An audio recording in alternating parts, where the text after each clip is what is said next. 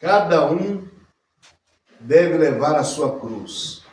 E diz assim: e dizia a todos: se alguém quer vir após mim, negue-se a si mesmo, e tome cada dia a sua cruz e siga-me. Amém? Eu quero falar nessa noite aqui, se assim Deus permitir, sobre 3 mortes para ser cristão. Amém? A primeira morte aqui, eu chamo de morte pessoal, porque nós vamos falar de renúncia. Amém? Ou seja, para mim renunciar a alguma coisa que está de fora, seria fácil para mim. Amém? Como eu já citei aqui, alguns exemplares, seria fácil demais eu renunciar tudo que está de fora para que eu pudesse ser uma pessoa talvez melhor no meu sentimento. Mas a renúncia que Jesus exige para que possamos ser um bom cristão é uma renúncia interna. Amém? É uma renúncia de abandono de vícios, de desejos, de deleites, de concupiscências. É um abandono de si, comportamentos, de ação, de pensamentos. Então, se você abrir a sua Bíblia Sagrada, 1 Pedro, você vai encontrar ali no capítulo 2, um exemplar de renúncia. Está escrito assim: deixando, pois, toda malícia, todo engano, fingimento, invejas e toda murmuração. Olha só, quantos exemplares, pastora Solange, eu preciso renunciar. Amém? Isso aqui mostra que o crente em Cristo Jesus, ele renuncia. A palavra renunciar aqui é deixar, é abrir mão, é não tocar, é não manusear, é não viver aquilo mais. Amém? Muitas vezes nós erramos como crentes em Cristo Jesus, e esses artefatos que acabamos de ler aqui reproduzem em nós. O senhor já notou isso? O senhor já não caiu na mesma cilada? Porque eu já caio na mesma cilada. Mas são coisas que eu e você precisamos aprender a lançar para fora de nós. Amém? Nós não podemos ficar agarrados com essas coisas. Portanto, a palavra renúncia, ela muda de forma na linguagem de Pedro, porque ele fala deixar. Deixa para lá. Amém? Não toque, não manuseie, renuncie, abandone. O que é que eu devo abandonar? A malícia. Quantos crentes maliciosos nós não estamos vivendo nesse período de tempo? E se abrir nas redes sociais, nós encontramos crentes fazendo piadas maliciosas, com duplos sentidos.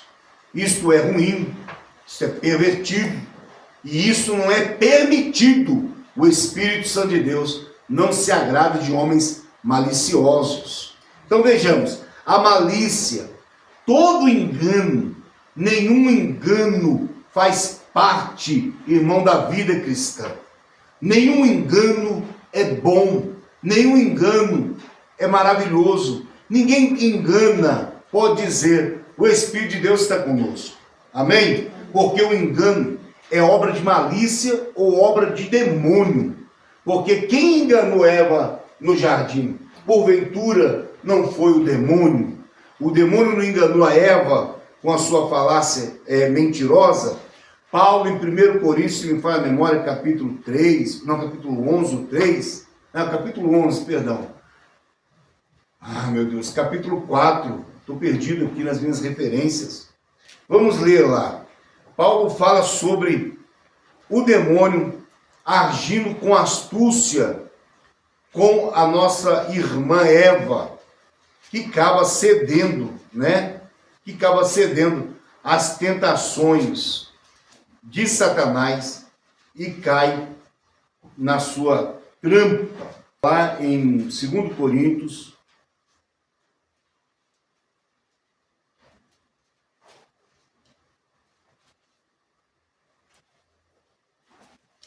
no capítulo de número 11, e verso de número 3, está escrito assim: mas temo que assim como a serpente enganou a Eva, tá vendo aí, ó? Enganou Eva com as suas astúcias, assim também sejam de alguma sorte corrompidos os vossos sentidos e se apartam-se da simplicidade que há em Cristo Jesus. Vou falar uma coisa, sabe quem usa de engano? Satanás. Crente não usa de engano. Ainda que doe, ainda que te machuque, ainda que eles não querem mais você na sociedade do grupo familiar, o crente deve falar a verdade. Amém? Ele não deve enganar o seu irmão. Ele não deve levar o outro no engodo, na mentira, no engano. Não, eu vou falar uma coisa aqui, né? Para que mais tarde ele vai aprender a verdade. Se ele não sabe a verdade daquele a quem está inserido na verdade, que é o verdadeiro cristão, ele nunca vai aprender o quê? A verdade. Quem tem dever de não enganar é o crente. Diga glória a Deus por isso. Então eu aprendi isso aqui lendo a palavra, que todo engano, né, tem que, para você e para mim, não pode fazer parte da nossa vida espiritual. Infelizmente, a gente vive ainda tropeçando nessas coisitas diabólicas. Malícia, engano, fingimento. Quantas vezes você fala paz, paz, quando na verdade não tem paz? Quantas vezes a pessoa está fingindo que está feliz e está triste? A Bíblia diz assim, que não menosprezeis a comunicação. Pastor, tem muita gente que despreza a comunicação. Se eu estou triste, irmãos. Orem por mim porque eu estou triste. Amém? Irmão, ore por mim, eu estou com ausência de paz. Apesar que Cristo me dá paz, mas eu estou sentindo que eu estou com ausência de paz. Irmão, ora por mim, porque eu preciso de um milagre na minha vida. Aleluia. Não, mas eu prefiro fingir-me de forte, saudável, que está tudo bem, e que na verdade não está bem. Então o fingimento é uma arma que eu e você precisamos o quê? Deixá-la. Diga glória a Deus por isso. Eu tenho que deixar essas coisas. Isso chama-se renúncia pessoal. É coisa que eu abro mão de mim. Eu não posso viver essas essências maléficas, né? Olha bem, inveja, meu Deus. Que o sangue de Jesus Cristo nos cubra. Mas será que existe crente invejoso? Irmão, o que não falta na terra são crentes que não estão libertos da inveja, irmão. E a inveja é uma desgraça. Para aquele que a pratica, é uma podridão dos ossos. Amém? E para aquele que a sofre, ele tropeça, ele cai. Eu trabalho em meio de homens que se diz às vezes ser cristão, rodeados de invejas. Invejosos. Não conseguem abrir a boca para falar, olha fulano, ficou legal, está perfeito, está maravilhoso. Porque a inveja, irmão, ela faz com que você não tenha valores diante dessa pessoa. A inveja é uma desgraça. A inveja nunca vê em você valores. Sabia disso? As pessoas, você pode fazer fogo descer dos céus. A pessoa olha para você e fala assim, não, isso aí... Por quê? Porque é a chamada inveja. Amém? A Bíblia diz que a inveja, ela é a podridão dos ossos. Os ossos humanos é a única estrutura criada por Deus no corpo humano que intervém em tempos. Observa-se que uma pessoa morre, os ossos dessa pessoa rodam muitos anos até serem diluídos. Nós temos aqui ossadas aí, segundo eles dizem, né? De 2, 3, 4 mil anos atrás. E os ossos da pessoa estão ali. A carne já foi, o espírito nós não sabemos plantar, mas os ossos, que chamada estrutura, está ali, ainda naquele solo ali, colocado da forma como foi enterrada. Isso mostra que a inveja, ela é tão destrutiva que ela pode deteriorizar o corpo ou seja, a estrutura de um corpo humano. Amém? Então nós precisamos abrir mão, não podemos viver esta natureza diabólica chamada inveja e murmurações. Meu Deus, eu vivo falando com os meus filhos, a murmuração, irmã, não tem coisa mais que retarda as bênçãos de Deus na vida do crente do que a tal da murmuração. Tem crente que só vive murmurando. Ele murmura de tudo. O tempo está chuvoso, está murmurando. O tempo está calor, está murmurando. Tenho que comer, murmura. Não tenho que comer, murmura. Não tenho uma camisa boa, murmura. Não tenho uma calça legal, murmura. Tenho uma calça legal, murmura, porque não tem uma camisa legal. O diabo da murmuração não sai da boca dele. O que eles não sabem é que a murmuração colocou uma nação inteira enterrado nas areias. A murmuração fez com que aquele povo não entrasse na terra da promessa, minha irmã, porque eles eram o quê? Murmuradores contra as coisas de Deus. Olha, eles tinham sede, Deus tendia as rochas e dava-lhes de beber. Eles tinham fome, Deus fazia maná cair dos céus. Eles tinham vontade de comer carne, Deus fazia chover codornizes. Tudo que eles tinham falta, Deus o quê? A supria. E sempre estavam o quê? Murmurosos. Então a murmuração, ela tem potencialidade de colocar um crente que está achando estar redimido pelo sangue fora do plano de Deus. Então cuida-se de renunciar. Vamos ver outra vez a lista da renúncia? Vamos lá? Renunciar à malícia, o engano, fingimento, inveja e murmurações. Está aí. Esses 5 elementos que eu e você temos que expor para fora de nós. E tudo isso aqui não está externo, mas interno, está dentro. Tem que ser deixado, tem que ser renunciado. Isso aqui é morte, diga, isso é uma morte, é morrer para esses artefatos. É não mais tocar nisso, é não mais viver nessas coisas. Amém? Então, a primeira morte, chamada morte pessoal, me quer renúncias. E renúncias tais que vai estar tirando-me coisas que está dentro de mim e as lançando para fora de mim, que seria esse pecado. Eu vou ler aqui para vocês um texto que nós vamos ver sobre a incredulidade. Pessoas precisam aprender a renunciar à chamada incredulidade. Tem gente que é cristão, está no meio evangélico, vive no meio evangélico, né? Anda no meio do povo, está bebendo do mesmo cálice, comendo do mesmo pão, né? Saudando-nos com a mesma palavra, mas infelizmente estão com a incredulidade encrostada no coração. Você precisa renunciar a isso. Diga glória a Deus por isso. Mateus capítulo 12, versículo. E falando ele ainda à multidão, eis que estava fora sua mãe e seus irmãos, pretendendo falar-lhes. E disse-lhe alguém, eis que estão ali fora tua mãe, teus irmãos, que querem falar-te. Porém ele respondendo disse, que lhes falara, quem é a minha mãe?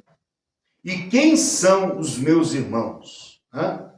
E estendendo a mão para os seus discípulos, disse, eis aqui minha mãe, meus irmãos. Porque qualquer que fizer a vontade de meu Pai, que está nos céus, este é meu irmão e minha irmã e minha mãe. Por que eu li esse texto para você? Porque, segundo alguns historiadores, esse texto era uma preocupação familiar quanto ao comportamento de Jesus. A incredulidade dos irmãos de Jesus afetou não só eles, mas toda a família e até a própria mãe. Era um tipo de querer paralisar, porque as palavras que eles ouviam entre si não eram boas quanto a respeito a Cristo Jesus. E como uma mãe que a ama, e como irmãos que querem proteger, talvez os seus pensamentos pensaram, ele está em delírio, vamos tentar pará-lo. Talvez eles pensaram isso. Vamos tentar retê-lo. Vamos fazer parar com isso, está uma loucura. E a Bíblia diz que Jesus Cristo repreendeu ao que estava ali falando, dizendo assim, quem são minha mãe, meus irmãos e minhas irmãs, senão aqueles que fazem a vontade do meu Pai. Então, é interessante você entender que a incredulidade é um elemento que às vezes ainda está dentro do nosso cotidiano. Por quê? Porque mesmo vendo as promessas, ouvindo as promessas, entendendo as promessas, seus irmãos não criam nele perfeitamente. E o que foi que Jesus falou com eles? Fala com eles lá, que os meus irmãos, minha mãe e minha irmã, são aqueles que ouvem a minha palavra e as guardam, e faz a vontade do meu Pai Celestial. Diga glória a Deus. Glória a Deus. Você está entendendo? Então quem é incrédulo não vai de encontro com Jesus mais tarde, ele não vai te dar crédito, porque a incredulidade é algo que eu e você temos que renunciar. E é algo que só os humanos têm. Anjos não são incrédulos. Demônios não são incrédulos. Só os seres humanos criados por Deus têm a tal chamada incredulidade. A incredulidade é uma arma que não tem os demônios. Tiago, que diz na sua epístola, e o que Tiago diz na sua epístola? Que os demônios o quê? Creem e estremecem. Está vendo? Já ao contrário do homem, a Bíblia diz que o diabo vem enganar e tomar na nossa incredulidade. Gente, ato de incredulidade é do homem. Os demônios e os anjos não são incrédulos. E o que nós precisamos fazer então? Renunciar à incredulidade. E como será que nós podemos renunciar à incredulidade? Algo que às vezes vem na nossa vida. A incredulidade, irmão, ela é renunciada pela fé. Amém? Pela quê? Fé. E como se alimenta a fé para que a incredulidade saia? Ouvindo a palavra de Deus. Amém? A fé vem pelo ouvir e o ouvir da palavra de Deus. Diga amém. Amém. Então nós aprendemos isso nessa noite. Ok? Nós aprendemos isso nessa noite. A incredulidade também é um ato de renúncia, pastora Solange. Amém? Porque muitas pessoas estão intentando no coração dizer sou crente, mas quando as coisas chegam mesmo, a incredulidade é maior. E no versículo 24, está escrito assim, Lucas capítulo 9, versículo 24. Porque qualquer que quiser salvar a sua vida, perdê-la-á. Mas qualquer que, por amor de mim, perder a sua vida, o quê? Salvará. Olha para mim, para você ter uma verdadeira vida, você tem que renunciar a esta vida agora. Amém? Renunciar a esta vida é deixar de fazer os seus próprios deleites, vontades, desejos, para a prática da verdadeira vontade de Deus. Não é fácil, talvez não seja, mas com o auxílio do Espírito Santo de Deus a gente consegue. Amém? Amém. Outra coisa que eu preciso entender, renúncia não é euforia. Você quer ver o dia da euforia? Dia 1º de janeiro. O crente iludido droga o seu joelhinho e começa a falar com Deus, esse ano eu quero ir todos os dias no culto. Eu quero orar 24 horas por minuto. 24 horas por minuto.